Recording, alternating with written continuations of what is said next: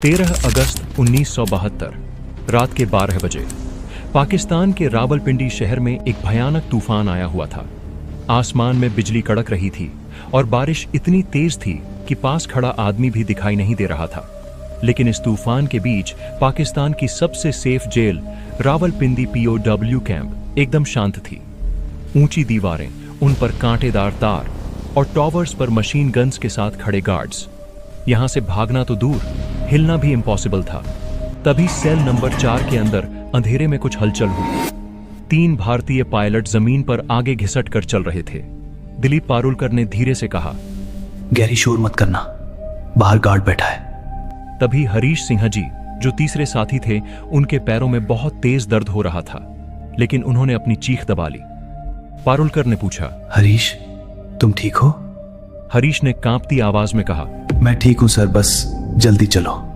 तभी पारुलकर ने अपने सेल की पिछली दीवार की आखिरी ईंट को बाहर की तरफ धक्का दिया। ईंट बाहर गिरी, लेकिन तूफान के शोर में किसी को कुछ सुनाई नहीं दिया। अब उनके और आजादी के बीच सिर्फ एक चीज खड़ी थी, वो गार्ड जो दीवार के ठीक उस पार चारपाई पर बैठा था। अगर उसने जरा सा भी पीछे देखा तो खेल खत्म। तीनों को वहीं गोलियों से भून दिया जाएगा। क्या वो गार्ड उन्हें देख लेगा, या इन 3 इंडियन पायलट्स की किस्मत आज बदलने वाली थी?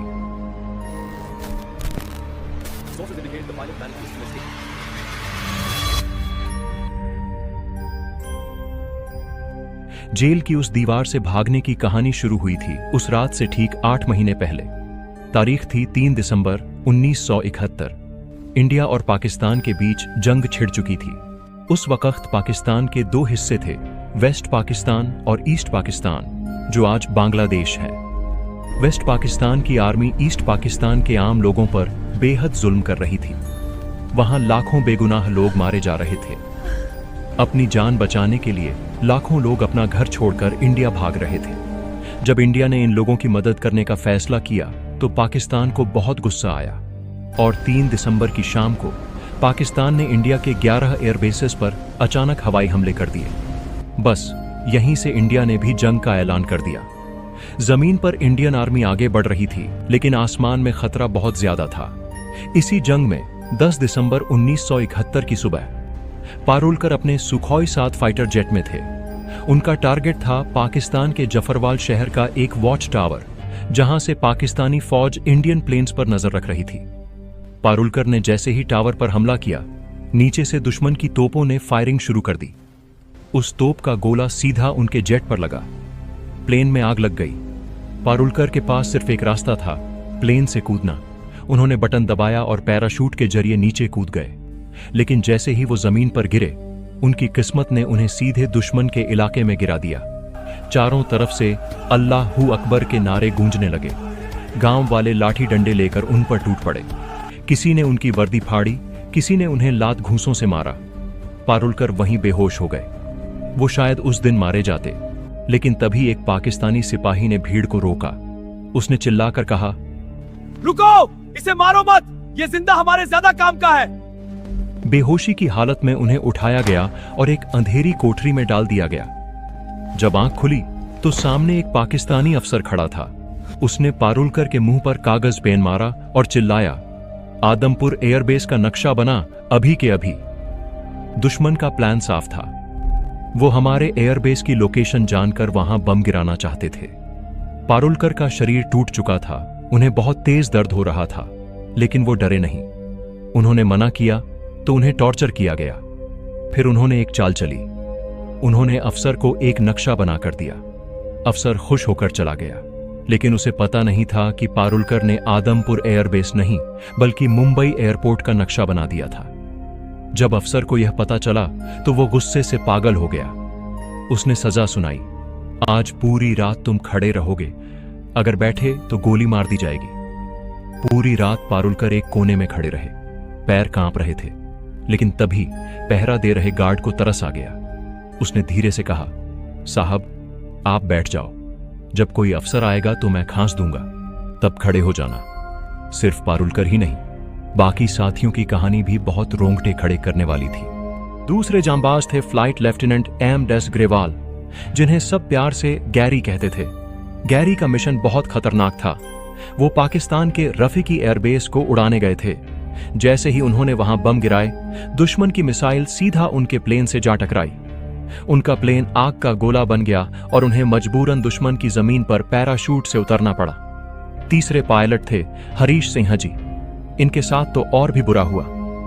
हरीश अपना हंटर प्लेन लेकर दुश्मन के टैंक और गाड़ियां उड़ाने निकले थे, लेकिन नीचे से हो रही गोलियों की बारिश ने उनके इंजन को बर्बाद कर दिया। हरीश ने प्लेन से छलांग तो लगा दी, लेकिन जब वो जमीन पर गिरे तो बहुत बुरी तरह घायल हो गए। उनके दोनों पैरों और रीढ़ की हड्डी में इतनी गहरी चोट आई कि उनका खड़ा होना भी मुश्किल था। धीरे धीरे करके अलग अलग जगहों से पाकिस्तान ने हमारे ऐसे ही 12 पायलट्स को पकड़ लिया और आखिरकार इन 12 पायलट्स को रावलपिंडी के उस POW कैंप में एक साथ रखा गया। तभी 25 दिसंबर को खबर आई कि पाकिस्तान ने सरेंडर कर दिया है। इंडिया जंग जीत गया है। जेल में जश्न का माहौल था।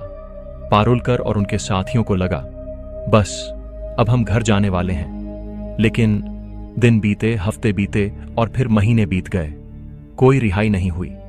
पॉलिटिक्स के चक्कर में उनकी रिहाई अटक गई थी। दिलीप पारुलकर को समझ आ गया था कि यह इंतजार बहुत लंबा चलने वाला है। एक रात उन्होंने अपने साथियों से धीरे से कहा, मैं यहां हाथ पर हाथ रखकर नहीं बैठूंगा, मैं यहां से भागने वाला हूं। बाकी सब डर गए। उन्होंने कहा, पागल मत बनो, चारों तरफ मशीन गन्स हैं, मारे जाओगे। लेकिन 2 लोग उनके साथ खड़े हुए, ग्रेवाल और हरीश सिंह जी। अब शुरू हुआ दुनिया का सबसे गजब का प्लान। सबसे पहले उन्हें चाहिए था रास्ता, और इसके लिए जरूरी था जेल के कमांडर उस्मान हमीद का भरोसा जीतना। पारुलकर बातों के जादूगर थे। वो कमांडर हमीद से बहुत तमीज से पेश आते थे। वो जानबूझकर उससे पॉलिटिक्स, इतिहास और किताबों पर लंबी लंबी बातें करते थे। धीरे धीरे हमीद को लगने लगा, ये पायलट तो बहुत शरीफ और पढ़ा लिखा आदमी है, ये भागने वागने के चक्कर में नहीं पड़ेगा। बस इसी भरोसे का फायदा उठाकर पारुलकर ने चालाकी से उससे पढ़ने के लिए कुछ किताबें और एक नक्शा मांग लिया। कमांडर को अंदाजा भी नहीं था कि वो अपने दुश्मन के हाथ में जेल की चाबी दे रहा है। नक्शा देखकर पारुलकर ने एक ऐसा फैसला लिया जिसने सबको चौंका दिया। उन्होंने कहा, हम इंडिया की तरफ नहीं भागेंगे। क्यों? घर तो इंडिया में है। पारुलकर ने समझाया, देखो, इंडिया का बॉर्डर नजदीक जरूर है, लेकिन वो मौत का रास्ता है। वहां दोनों देशों की फौजें आमने सामने खड़ी हैं, जमीन में बारूदी सुरंगें बिछी हैं। हम वहां पक्का मारे जाएंगे। लेकिन अगर हम उल्टा पश्चिम की तरफ जाते हैं तो वहां अफगानिस्तान है। वो रास्ता पहाड़ों के बीच से जाता है। वहां कबीले रहते हैं और उस इलाके में पुलिस या चेकपोस्ट नहीं होती। वहां से छिपकर निकलना आसान होगा। प्लान सेट था, लेकिन जेल की 18 इंच मोटी दीवार तोड़ने के लिए औजार चाहिए थे, जो जेल में मिलना नामुमकिन था। तो उन्होंने मौके का फायदा उठाया। एक दिन जेल में बिजली ठीक करने वाला इलेक्ट्रिशियन आया। जैसे ही उसका ध्यान भटका, पारुलकर ने फुर्ती से उसका पेचकस चुरा लिया। कुछ दिन बाद जब नाई बाल काटने आया तो चुपके से उसकी कैंची चुरा ली। अब उनके पास 2 चीज थी, एक चुराया हुआ पेचकस और एक कैंची। लेकिन दीवार तोड़ने के लिए सही जगह चाहिए थी, जो जेल की बाहरी दीवार के सबसे नजदीक हो। उन्होंने गार्ड से एक झूठ बोला, साहब, हमारी कोठरी में बहुत सीलन और बदबू है, हम वहां सो नहीं पा रहे, हमें उस कोने वाली कोठरी सेल 4 में जाने दो। गार्ड्स ने सोचा कि ये बस अपनी सुविधा मांग रहे हैं, इसलिए उन्होंने बिना शक किए हां कर दी। उन्हें पता नहीं था कि सेल नंबर 4 जेल की बाहरी दीवार के सबसे नजदीक थी।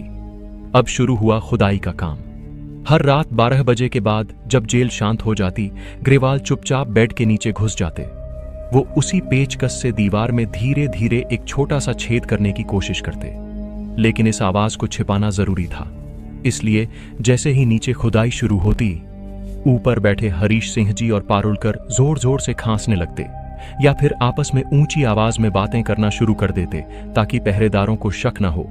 दीवार से जो मिट्टी निकलती थी उसे वो गत्ते के डिब्बों में भरकर बेड के नीचे छिपा देते। लेकिन सबसे बड़ा डर ये था कि अगर दिन में किसी गार्ड ने वो छेद देख लिया तो इसके लिए उन्होंने सुबह होने से पहले वो उस छेद को गत्ते से ढक देते और उसके आगे अपनी लोहे की अलमारी खिसका देते। गार्ड्स को लगता कि अलमारी बस दीवार से सटकर रखी है, लेकिन उन्हें सपने में भी अंदाजा नहीं था कि उस अलमारी के पीछे आजादी का रास्ता बन रहा था। लेकिन दीवार तोड़ने के बाद एक और बहुत बड़ी मुसीबत सामने खड़ी थी।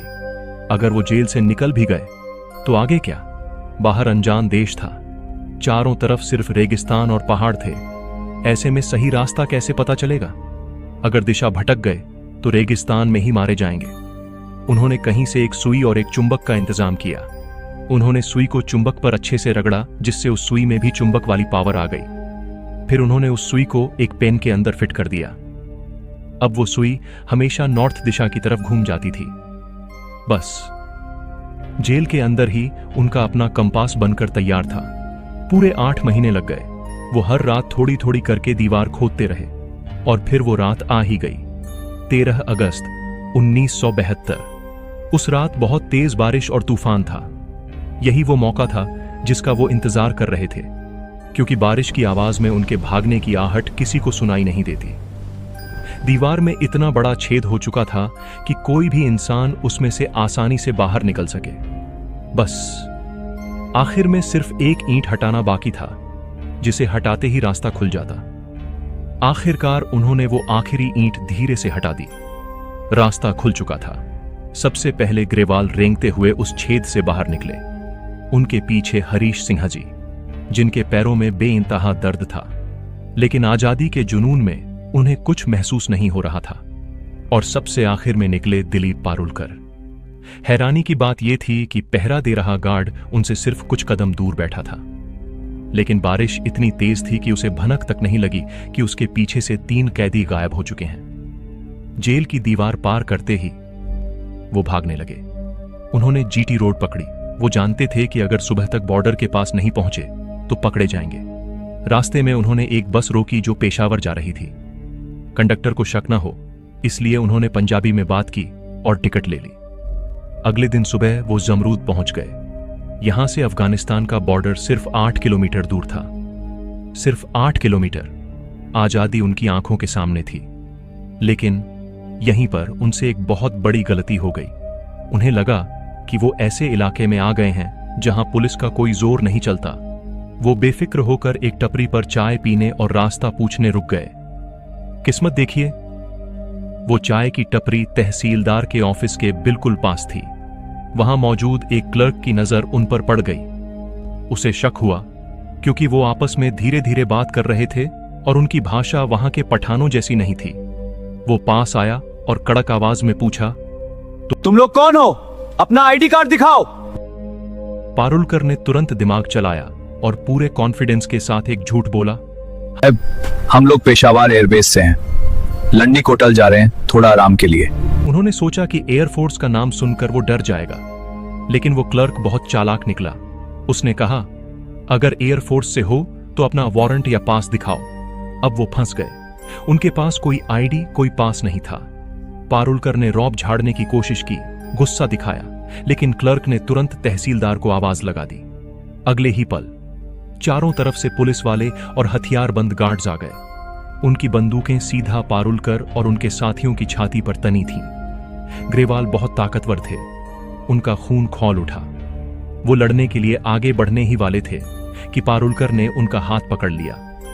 उन्होंने धीरे से कहा, नहीं गैरी, इनके पास बंदूकें हैं, हम मारे जाएंगे। उनके पास सरेंडर करने के अलावा कोई रास्ता नहीं था।